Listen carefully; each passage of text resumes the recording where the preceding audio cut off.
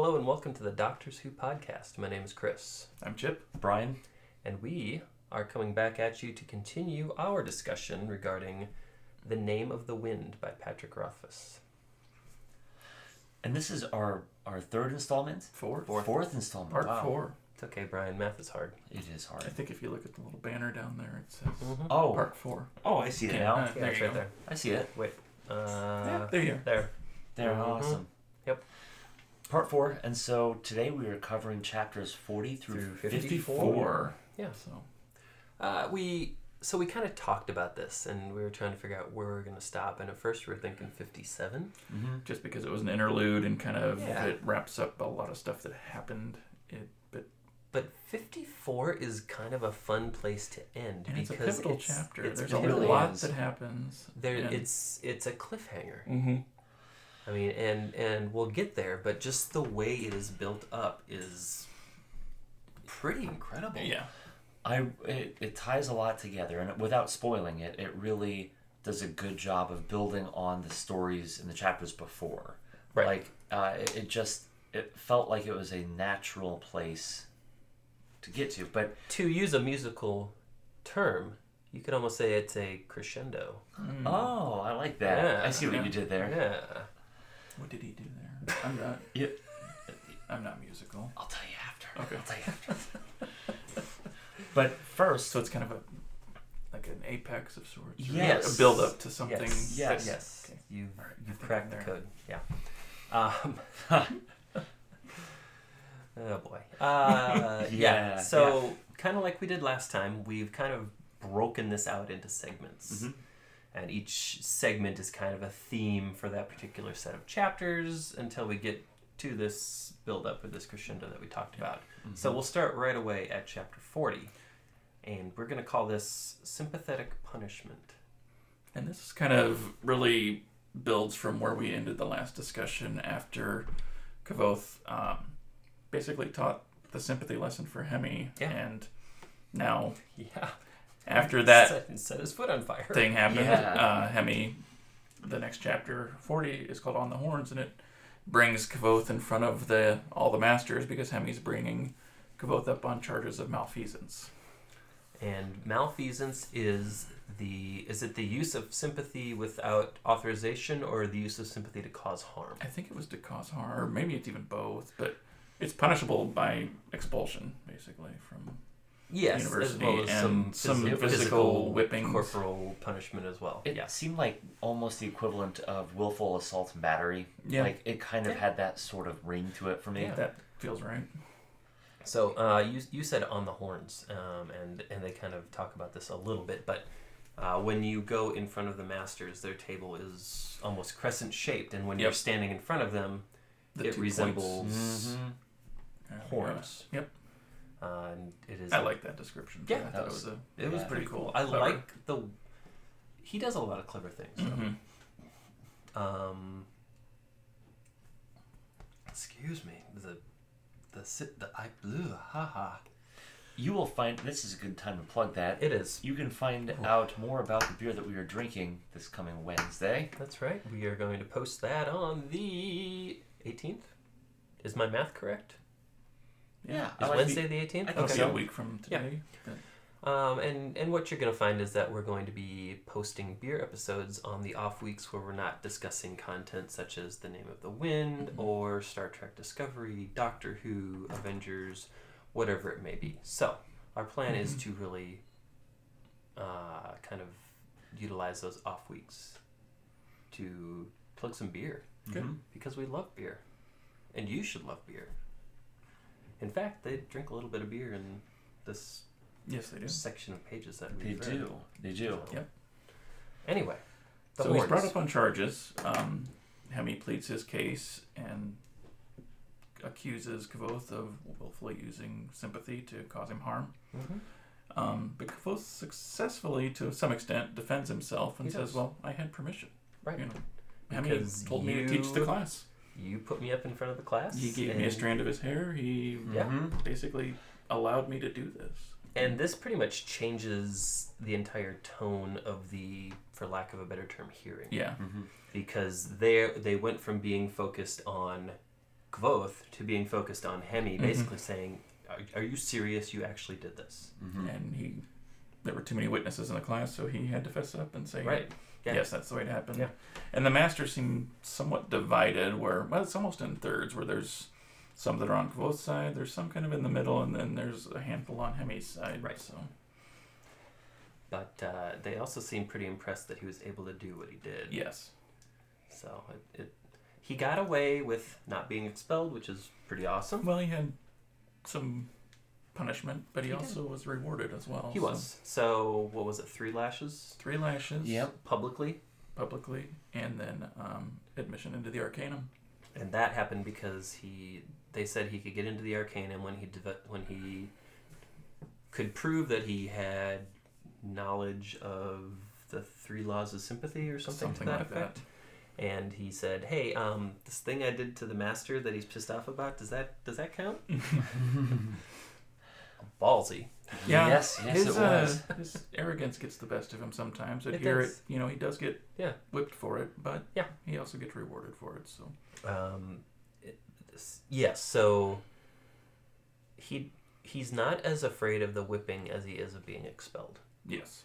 For sure. And that's because his years in Tarbine, he's survived worse than a whipping. And for him to have a stability in his life, a place to live, meals to eat, for that stability to be taken away from him is more terrifying than some short-term physical discomfort. Oh, yes. So after he received his sentence, unless he had something else to add on the hearing, Nope, you're good. we move on to the next chapter. Follows him and Will having a conversation, and he asks Will to buy him something called null root, which Will does, and he tells Will that it's to ease his nerves, basically. He said his stomach's kind of upset from the nerves of the upcoming punishment, which is believable. Yeah, but it actually helps deaden the pain from the whipping and kind of reduces the blood flow so that he doesn't bleed when the whipping happens. So I think there are a couple takeaways from this that I really liked. One being the fact that he's actually comfortable enough in his environment to start trusting people again. Oh, yeah. For so long, That's a good being point. on the streets of Tarbine, he was by himself. He really didn't feel like he had that support system that could help him, but this is the first time he actually asked someone to go buy something for him. Yep. And number 2, and we can go into this later, but after the whipping, he discusses the reasons why he did this to begin with. And I think that's really, again, it shows that he's being honest. He wants to be part of the community, but he can't, and he gives the reasons why. Yeah. It's basically because he needs to have this almost elevated reputation if he's going to survive at the academy. Doesn't he say something about he can't show them that he can be hurt or something along that line? Right. So then he goes, he receives his whipping, and before he gets whipped, or sits down or kneels down to be whipped, he removes his shirt because he only has 2 shirts. And doesn't want to ruin a perfectly good shirt. And he refuses to be tied. He holds on to the ring. And and he's whipped 3 times. He doesn't cry out. He doesn't black out. Nope. He's done. He picks up his cloak and his shirt, and he just walks to the Medica. Yep. Through the huge crowd, which I just couldn't believe. Like he just kept saying how many people were there, and it was like some of the teachers even canceled classes so they could come watch this. Hemi. And he's still just a 15, 16-year-old kid. Exactly. In this scene. Yeah. And I forget the name of the master in charge of the Medica. Arwell, thank you. Yep. But Arwell is kind of talking to him, and he curses himself for not noticing until Kvothe says, "No, don't give me anything for the pain," because he doesn't want to. Don't want it to interact. Doesn't want to mix his drugs, right? And then like, wait a minute, and then he's like, "Okay, you need to tell me what's going on here, and if you lie." Then he gets the second master mad at him, and that would be a bad thing. So he comes clean. He realizes he's backed into a corner. He needs to do the only thing he can, tell the truth. And surprisingly, he gets kind of an offer out of it. Yeah. I kind of liken it to declaring a college major, but he gets to choose a master that he gets to study under. And so he was offered a job in the Medica, wasn't it? In the Medica itself. So it was kind of a really bad situation turned into something that was promising. He at least had some master that was in his corner. Which seems to be kind of a theme. It's like something bad happens, but something good comes out of it. Mm-hmm. That, so it's kind of I don't know if it's a risk-reward thing or just, sometimes his arrogance gets him into situations, but he lucks out in some ways and comes out in a pretty good shape. He does something after he leaves the Medica that isn't super bright. And he immediately goes to the archives. Mm-hmm. Yeah. Well, under the influence That's of a bad idea. Mm-hmm. So this chapter was harder to read than when his family got slaughtered, I think. Yeah. Especially knowing, because, I've read this one before, and so has Chris, but knowing what's coming, it was so hard to read it. It was just heartbreaking. But yeah. So because of Ambrose. Yeah. That guy. Bastard. What a tool. Yeah. So I think we talked about him a little bit last time. He's, the firstborn son of a noble, and from lineage, he's a fairly important one. Yeah. But just a total JA. I was gonna say D-bag, but yeah. Not a likable guy. Similar. And they talk about in the university how everybody basically steers clear of him because he can make life very, very hard for people. Mm-hmm.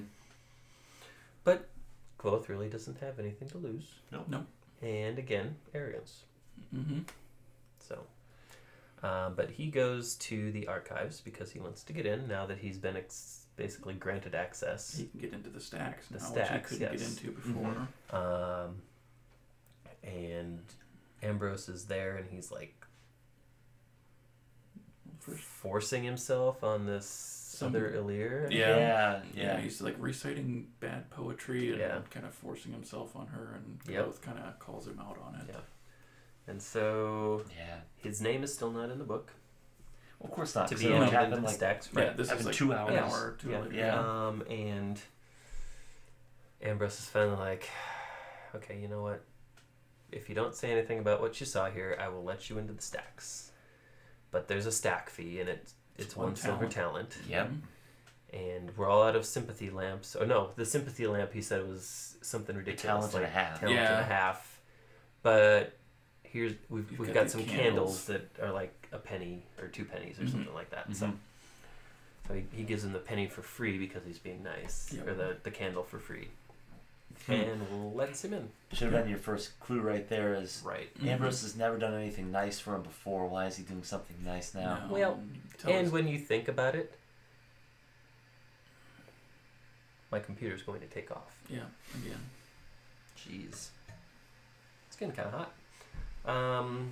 When you think about it, taking a candle, an open flame, into a library. Went to the stacks, which is a lot of, I would assume, scrolls and parchments and papers and books and things that are probably dry and highly flammable. That's not a good combination. Yeah. No, it's not. And so it was only a matter of time before, as he was trying to get into one of the locked doors in the archives. Well, he found the four-plate door. Yes. Is what they called it. So it had 4 copper plates and 4 locks, but it was locked. But it's still kind of mysterious. Yeah. It seems like it's something important that should be, we'll rediscover later. Right. But yeah, then spoilers. But then some of the scrib, I think. The scribs, some I kind of equate them to like librarians or even like librarian assistants are going through and they actually see him in there with his candle and they, in Telu's name, what are you doing? Mm-hmm. Pull him out. They summon Master Lauren, who is usually the picture of calm, and he's furious, to the point where he's like, "How are you doing?" He's scaring Kvothe, who does not frighten easily. And Ambrose plays he must have slipped in while I wasn't looking. Yeah. He's not in the book. He's not signed in. And Kvothe's like, no. But at this point he realizes, I think, that the Nalrut's dulling his senses with him, Or is it wearing off at this point? It's starting to wear off, and I think that he's coming to the realization that Yeah. Yep. Yeah. made some bad decisions here. But basically, Ambrose gets a reprimand, and Kvothe gets banned. Like, not suspended, banned. Yeah. Yep. And we also get a reference to What Wise Men Fear, which is the second book in the trilogy, was A Wise Man's Fear.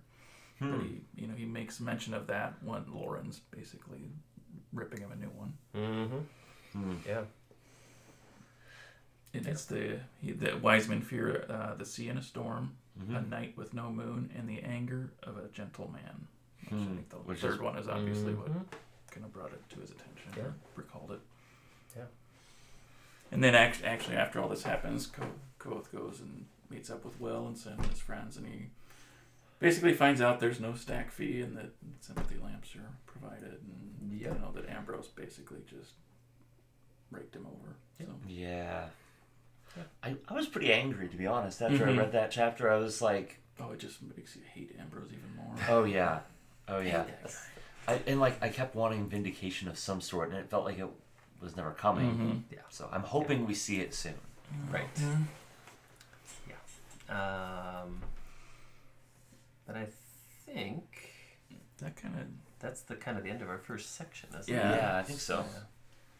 And the next one we're calling End of the First Term. Yep, so... With the implication that, essentially your semester's over, and he's got to worry about how he's going to pay tuition for the second semester. Through, like, his admissions for the next term, and gets his tuition. Right? And, So basically, the term kind of goes on. Nothing major happens. It's just kind of, he's going about his business. He's working in the artificery with Kilvin. He's...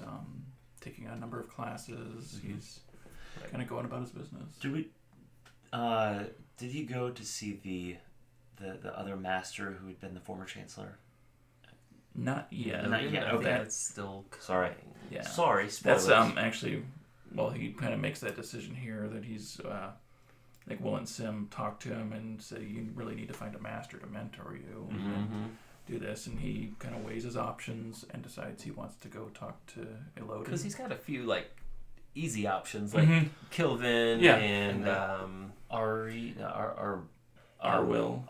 There we go. But I think what he really wants is he wants to know learn names and real magic, and he thinks Elodin's the best option for that. Although Elodin's somewhat crazy and not quite himself. Somewhat might be a little bit of an understatement. Yeah, well, he is. We'll get there. So over the course of conversation, they, Will and Sim basically tell Kvothe that, excuse me, Elodin basically lost his marbles and was locked in the rookery for a time before he escaped. Yeah, I want to say it was like 2 years. 2 years, yeah. I don't know that they said 2 years, but we find out. We find out later that it's 2 years. Yeah. But that's where he wants to focus his efforts. Yeah. And Elodin is first not easy to track down, and secondly, not easy to really have that conversation with. He comes off as flighty and standoffish, and he tries to just basically leave Kvothe in the dust several times. Yeah. And he basically takes Kvothe.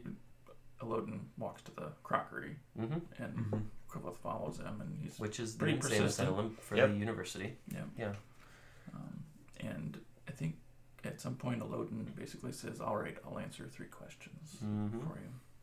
And Kvothe's very careful about what he asks and what he's going to ask. And I think that Kvothe sees it as Elodin testing him, and I'm not sure Elodin sees it the same way, but we don't really know for sure. But you're not sure if that's really the case or not. Yeah. But Elodin takes him to see. What was his name? Basically, Elodin's former apprentice, who is I can't remember his name. Who is at the asylum because he did something to basically break his mind. Yeah. So I think Elodin wants to show Kvothe these are the things that can happen if you start messing with these things. And this is probably why I'm not keen to take on another apprentice at this point, because he's not in good shape. Nope. No.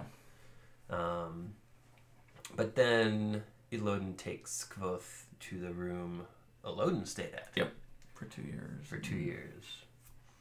And, you know, it's nice. I mean, it's got a 4-poster bed, and it's got all these things in it, but the entire room is basically designed just to keep him in. Yep.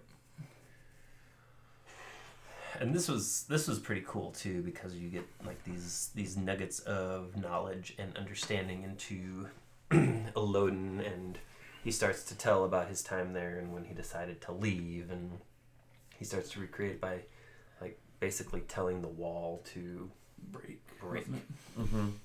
But it almost looked like they put like veins of copper or something in the stone. So I might have missed it in my reading, but have they come out and said that copper is resistant to whatever he tried to do? Because it seemed to be in the windows. The door was made of copper. I don't remember it was them laced saying in that the stone. explicitly. I remember them. He said something like it's harder to bind it when it has certain ingredients in that it. was it. Okay. So I think that's what they were implying. I don't know if They haven't come out and actually said talked it. about it, but that was because he could see the thin veins in the windows, and when Elodin kind of broke down the wall, there was like this mesh layer of copper in there that he had to like pry apart.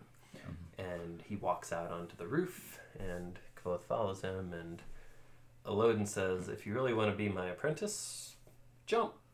And Kvothe, thinking that Elodin knows the name of all things, is like, "Oh, this is a test. He will catch me." And he jumps. And he falls 20 feet, and he lands. He breaks some ribs and dislocates a shoulder. And concussion, And I think in the prior interlude, so there's an interlude stuck in here, you know, before we get to the Elodin scene. Kvothe talks about, again, the kind of differences of being in a story versus telling a story. And I think from the way he talked, he really felt like he was in the story here, that he was meeting with this mad hermit who was going to become his teacher, and he was going to learn all these names and all these things.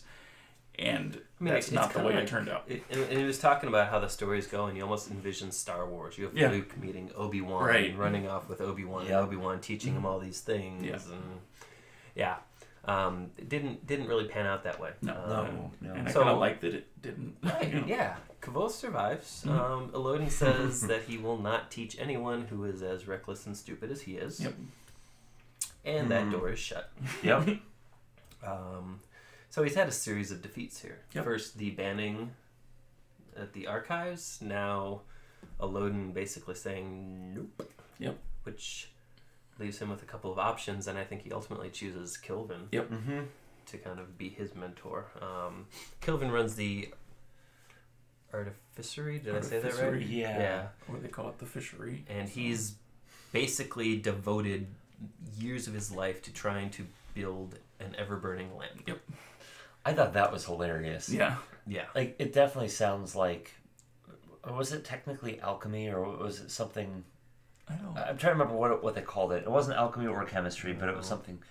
But anyway, it was like, the best lamp I had burned for 60 days. Now we'll see if I can make this one last 70. Just, you know, all of his iterations. He was going through his failures. It was an interesting... and I don't know why I picture somebody like a Doc Brown from Back to the Future as Kilvin's kind of in that same mold, that he's just, you know, kind of a little out there, but very intelligent. Great Scott! So we move on. I think it's still kind of the end of the term, and at one point there's a quote from the book where Kvothe says, "Apart from a rocky start, my first term went rather smoothly." Or, something rather smoothly. Yeah, so there are...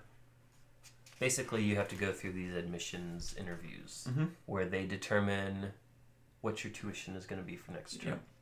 And I think he comes out with, what? Three talents, eight 6 jobs or 8 jobs. Something like that, And I think he's got the 3 talents. Yeah, he does have the money, but it would bankrupt him, where he wouldn't have anything left.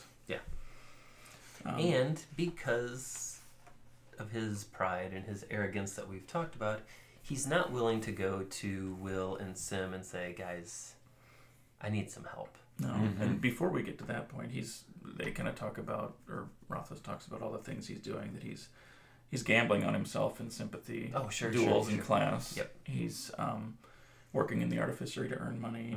He is doing all these other things and basically burning the candle at both ends. Right. And there's a big sympathy duel in a chapter that comes up, and he wins, but it's kind of at great cost to both participants. And the instructors, are facilitating this. And this is pretty interesting because it shows how carefully and how structurally Rothfuss put this system of magic together. Like, there are clear, defined rules, and he outlines them explicitly, and it's impressive. Yeah, it is, and it's important knowledge for some things that happen later. That there's things that we can pull from here that it's like, clues add up. Genie's mother. Yeah. Well, I also like the fact that it shows that not only is it structured and set up, but it also is extremely difficult. This might go poorly. Ooh, yeah. Chip the table. Uh-oh. Carry on. But not only did it go poorly, not only was it complicated, but it was even complicated for Kvothe. Like, this was not something that he, in his wisdom and experience, could replicate easily. No, and what he did too was it was partly his arrogance, but knowing that everything he knew about sympathy, he was gambling on himself with it, and he was having, I think, Sim go out and place bets on him and to increase the odds because they weren't good odds. Or was it Savoy? It might have been Savoy because it was somebody that was in the Arcanum as well. So Sim and Will weren't. He chooses a weak.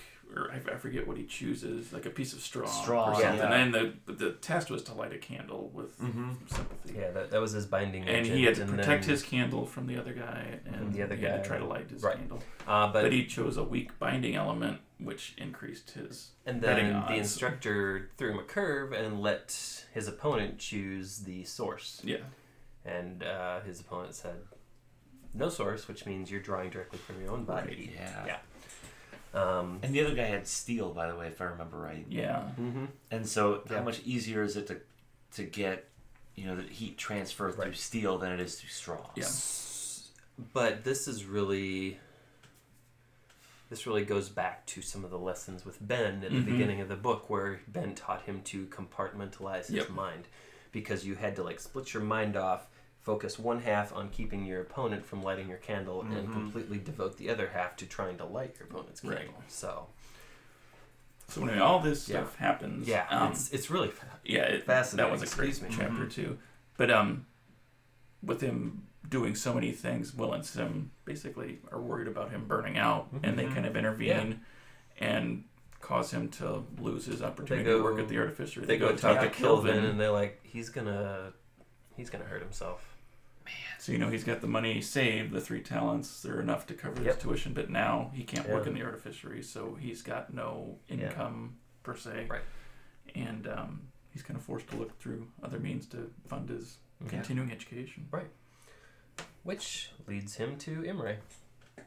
Right? Well, he approaches a moneylender on the university side of the river, and he gets turned away. Right. So he thinks, well, maybe I'll have better luck across the river. Yeah, because he knows there are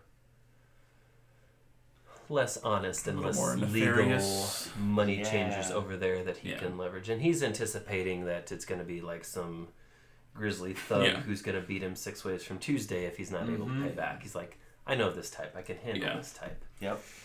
But again, that's not who he found. That's what he thinks of as a story, but that's not what really happens. And right. The character he meets is very interesting, I think. So he finally learns that her name is Devi.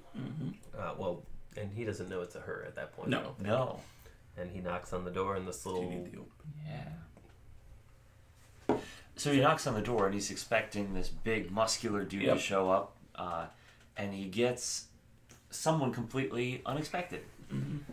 And he goes in. He's like, "Are you sure I'm at the right place?" And she's like, "Oh yes, you know, I've dealt with you, the university students before." And he knows who, and she knows who he is when he Yeah, says she's his heard name. about Yeah, him. she's More like, "Oh, I've unnerving. heard about you." Mm-hmm. But she is not typical, because whereas most lenders will make you sign a contract, she wants 3 drops of his blood. Yep. And based on what you can That's see in interesting. her dwelling, she knows something of sympathy, or she may have been a student at the university and has some knowledge of these things. So with 3 drops of blood, there's a lot of things she could do. I mean, she could kill constantly track him, or she could do worse. Yeah. So he outright refuses. Mm-hmm. And he's out walking around trying to figure out what he's going to do, and he sees a lute in the pawn shop window. Right. Well, she makes him an offer. Did you say that? Yeah, basically, yeah. And she makes him an offer, and she wants the blood, and he's like, no. pondering it and decides no. And then she he has goes out. And she's a 4 talent minimum, which is well above what he needs. Or was it an 8 talent minimum? It was 4, and then she agreed to go down to 2. Was that it? Okay. Because he was gonna. She thought he was gonna go. And That's right. go That's anyway. right. Yeah. So, okay. So in a moment of impulse, he goes in and he barters the price of the loot down from, I think, 4 talents to 2 talents. Yep. And buys it. And then he's like, all right, well, now I kind of need the loan. Mm-hmm. Yeah. So he goes back and he signs up for the full 4 talents. He gives her the blood. She has this material that basically like seals it up. Yeah, it's like a little vial that seals itself. So she knows. So the person knows that when she gives it back, it hasn't been tampered with. And he's like, unless you have a solvent. Mm-hmm. And then she's like, fine. So she gets like a wax seal, and he puts his thumbprint in it. So now he's got money, and he's got a lute, which makes him incredibly happy. And this is the first time he's had a lute since his father's. Since his got broken. Mm-hmm. And probably the first time he's played since his trip to to the university. university with the caravan. Yeah. So what is he going to do now? I think he's going to go dancing. I don't think that's so really he kind of carries on. He goes back to finishes out the term, learns sigildry in 7 days, which I guess most students take a whole span to do. Or I a whole forgot term. about that. And he figured out that if he set them music. all to music, he could recall things instantly, Mm-hmm. which is true. I mean, absolutely. I mean, like if you remember elementary school, they had like songs for like the bones, and like you have the alphabet song, and you have all these things that if you set them to music, your brain will actually be able to like the recall count them. song. Right. Yeah. Yes. That's how I learned how to count to 4. Yeah. But he also, while he's doing all this, he finds kind of an abandoned courtyard. He scales some roofs and uses his skills that he learned in Tarbine to find this kind of place that he could go take his lute and start practicing. And there's kind of a hint here that somebody may be listening to him, for that, maybe dwelling beneath the university. Yeah. But have we moved on to the next chunk yet? I think we have. We have. I didn't switch the screen. That looks much better. Okay. It's called Burnout. And I don't mean the video game that came out I think on... I screwed up because I think we talked about this a little bit earlier than we should have. I wasn't. We flipped things around a little bit. I wasn't reading But notes. he's burning himself out. Yeah. Like, totally. His friends think that he has a girlfriend, that, and that's why he bought the lute, was because they thought he needed to impress someone. And really what it comes down to is Kvothe finally says, like, I'm kind of doing all these other things. I'm spending 2 hours at the... I'm doing this, I'm doing my classes, I'm doing the medica, I'm doing the fishery, I'm doing this playing. Yep. And they're like, oh crap. Yeah, no wonder you look like you're... No wonder you look like you're dead. Yeah. And they kind of suspect that he's going to, like, crack and actually end up in the rookery. Crockery, yeah. Yep. So they end up stepping in and they help him. So we talked about this earlier. But still. But we then covered it again. Yeah. That's right. We're good. But we were talking about the courtyard and playing, but he encounters something he does not expect. It's kind of like when Gandalf is telling Aragorn and company, after he was resurrected, that the hobbits encountered somebody they did not expect. Yeah. Anyway. Yeah. I didn't mean for the deviation. Please go ahead. No, you're good. Because of his loss of work in the artificery, he starts to think of other ways to make some money. Right. And he decides he wants to try for his talent pipes at the Aeolian. That's how you say it. Which is like I assume it's like a music house bar type place, but it's very highly reputable, and it's where the best people play. It's where the best musicians go, and you can go there and you pay a talent to get up and perform, and if you are good enough, you get your pipes, which is I think this little pin or this little emblem that then allows you to go to basically anywhere in Imre, and if you have your pipes, they will basically let you play there. And that's a way that you can earn income and money. Or you could find a patron that's willing to fund sponsor you. Yep. Music. And so he knows that he needs to do something because he has this debt out to Devi, and he is legitimately scared witless because she's got his blood. Yep. Yeah. So we learn about kind of the Aeolian and the talent pipe system, and which is really, again a really cool concept. Yeah, I mean it reminds me of kind of like a Renaissance artist who has patrons, or like a Medici family that sponsored Shakespeare or stuff like that. I kind of thought of it like a combination between America's Got Talent and Shark Tank. He's essentially pawning off his talent, and he's either going to advance to the next round, which is, being able to perform anywhere, or someone's going to invest in his idea. Yeah. So, one thing as I was reading this section, it kind of dawned on me. This book has so many really neat elements. And if you just took even one or two of those, it would make a really fun book. But the fact that he's got all of these and he manages to interweave them all together, it just makes for... It basically takes the entire story to a next level. I mean, it's kind of like, I'm going to gesture behind you, like all the Wheel of Time books, right? I mean, you take like, Brian, I'm sorry in advance. You take like the stories with like Rand being the Dragon Reborn and Matt having his memories plugged by the Alfian, and you have Perrin with like the Wolf brother and things like that. Each one of those would have made a stellar series of books, but the fact that they all three exist in the same universe and they kind of intertwine and interact with each other, that's on not quite as grandiose a scale, but this is kind of the same thing, where he has all these really neat elements that he's able to bring together. And it has elements of like a Harry Potter too. It where, does. Going to, it's the university instead of Hogwarts, and the magic system here feels a lot more grounded and not as mysterious or fantastical as Harry Potter, but it feels like some similar concepts where Harry meets Malfoy, and we've got Ambrose here, and we've got some of that stuff. Malfoy, Ambrose, screw those guys. Yeah, I know. That's a good parallel. Yeah, actually, they're kind of, it's like the archetype, but the antithesis of the other. So in preparation to go play at the Aeolian, he goes back to his courtyard. I mean, we assume multiple times over the course. It sounds like he's been doing it, and this is a spot that he. And because of his playing, he slowly coaxed a young woman. We don't know how old she is. He thinks she might be older than she appears, but her name is Auri. I think of her as a girl, like maybe 16 or 18, but I don't know that because they don't usually allow people under a certain age into the university, and his theory is that she's somebody that cracked and evaded capture and like just kind of lives underground. But there's a scene where she comes out and they have kind of an interaction, and he brought her some bread and she brought him something. I can't remember. Part of the moon. Key. Yeah, the key. That was it. Yeah. And they kind of have some interaction, and then she wants him to play a song, and so it's his way of practicing. But he's made an acquaintance with somebody who may have some important things later. Sounds like foreshadowing. I'm still wondering what that key goes to. I'd imagine it's not just any key. It's got to be.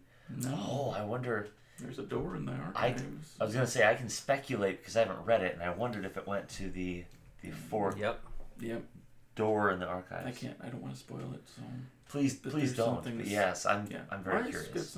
She's got some knowledge. Yeah. So it comes time. I'm gonna flip us. Are you ready? I bet that looked really cool on screen, by the way. I thought it was impressive from here. Yeah. This last section that we're going to cover tonight is called Musical Renaissance, right? Because really, when you think about it, he's gone.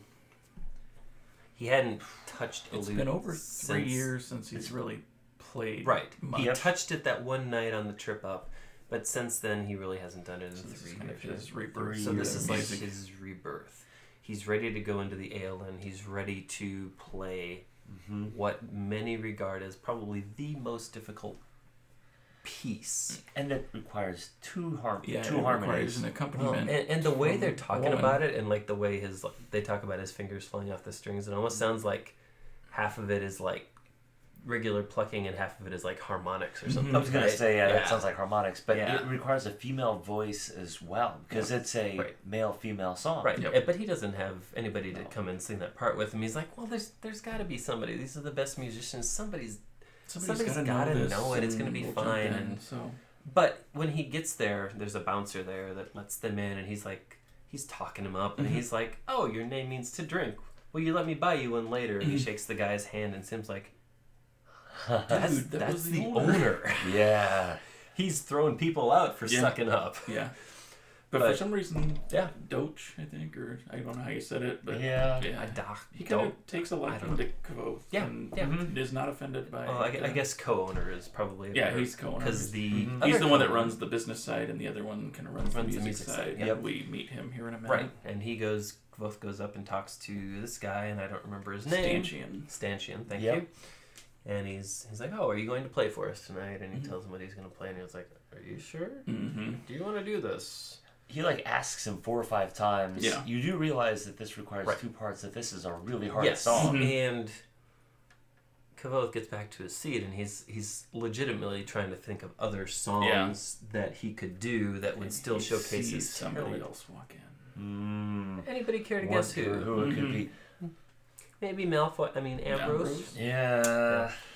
And it's basically, Again, and he brings in a music case as well. Yeah. And he plays the lyre. The lyre. Yeah. And, Which was appropriate because I was like, he's a liar. Yeah. Right. But at that he's point, apparently tried for his pipes and failed in the past. Right. So. And at that point, Kvothe's like, no, I'm playing this song. His ego kind of gets to him, and he's like, I'm going to show him up. Yeah. Basically. Yeah. And so they kind of detail how half a dozen or so people go up and try, and they don't succeed. Like, one of them breaks down in the middle, and then the Count was up there. That was fun. Thrape. Mm-hmm. And he wasn't really trying. He's not his... good. He was just everybody knew him, and he's fun and entertaining, and they just let him have the stage when he wants it because you know what, he's gonna pay the money to do it, right? Yep.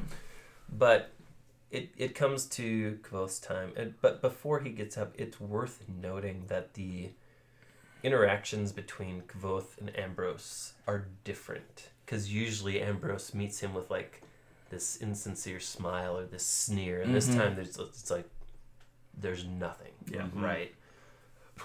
And they had this in this moment. I'm sorry if I just belched in your face. But Oh, it's next to my face. I mean, it's Brian. Your beer is belchy. Oh. Yeah. Just throwing that out there. It's like I won't bring it again. I promise. It was tasty. We'll talk about it next Wednesday. it was. But Yeah, we'll tell you all about it in a week. I was gonna say something.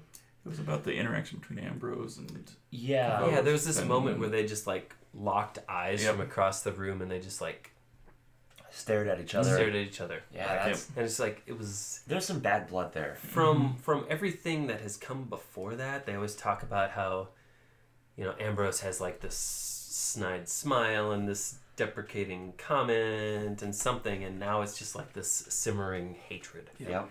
So it's almost like Kvothe like intruded on this one place where Ambrose felt he belonged, or something. I don't know. Something along that. Yeah, I'm sure we'll get there. But yes, it's time for Kvothe to go up, and name of the guy again. Stanchion. Stanchion. Thank you.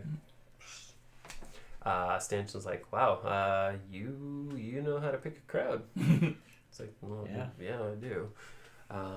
He gets up and he starts to play and he gets into it. And it's cool how he's super nervous before he gets up there, but as soon as he steps on that stage, he's at home. He's like the nervousness and the anxiety leave him, and he's like he's in his element. Yes. And he just starts going and playing. And he gets to the point, and he's just rocking it, right? And his fingers are flying off the strings, and and he gets to the point where it's time for the female voice to enter, and he strikes the chord and he waits, and he's just looking expectantly out in the audience, and then finally this voice comes in, and he doesn't know where it's coming from, but he just keeps going and he goes with it. And at one point he tries to look out and see who's singing. Oh, I got so nervous when he did that. I know, and it he hit a wrong note, and he's like, okay, I can't do that anymore. Nope. Yep. Double down, focus, figure out what's going on. And it's still just going really well. And then his string breaks. And he makes the comment. He's like, these strings should not have broken. They were not worn. So stopping at the end of this chapter, you wonder, it's like, well, did Ambrose... Was he able to do something with sympathy or something like that? Did he go and cut his strings when he wasn't looking?